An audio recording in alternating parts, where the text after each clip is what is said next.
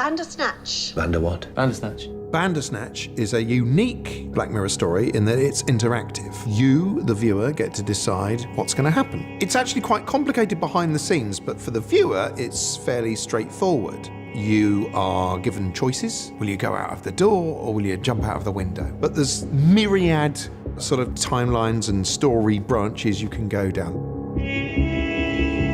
Netflix asked us if we'd be interested in doing an interactive story. I knew I wanted to do another period episode, and I thought, well, what if you're controlling somebody in the past? So it kind of spiraled from there.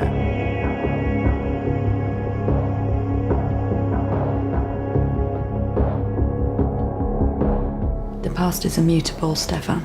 We can't choose differently with hindsight. The story itself focuses on a young guy called Stefan Butler. Stefan, sorry. That's all right, I get it all the time. Stefan is a video game coder, and it's a story about him trying to make his first game and get it published. Tucker's an entrepreneur, he's a bit of a hustler, and he's set up his company, Tuckersoft, and he's got basically a bunch of nerds in, and he's just working them dry, basically. I'm Colin, yeah? Yeah, I've played all of your games.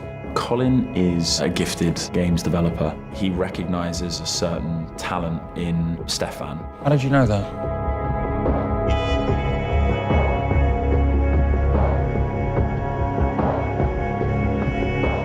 It was very challenging at every stage. There were points where, in working stuff out, it got like trying to do a Rubik's Cube in your head, and I had to literally get up from my desk and kind of walk around the house holding my head. It was a new experience producing this film. I remember midway through the first day, literally ripping up the call sheet and the running order and going, okay, we need to do this a different way. Then you've got the actors having to keep track of where their character is, bearing in mind that the previous morning they may have played themselves in a different timeline. It's really hard to get your head around which scenes you're doing because there's just so many. Sometimes I'd be delivering what I thought was version 3 of the dialogue, and I can see the actor opposite me giving me the eyes of, say, that's version 4, mate. As you watch or play, you kind of become part of the story yourself. The interactive element was core. It was adding a whole other conceptual value. There's all sorts of different narrative paths, and they could lead you in this direction or that, or they can even lead you in a great big loop all the way back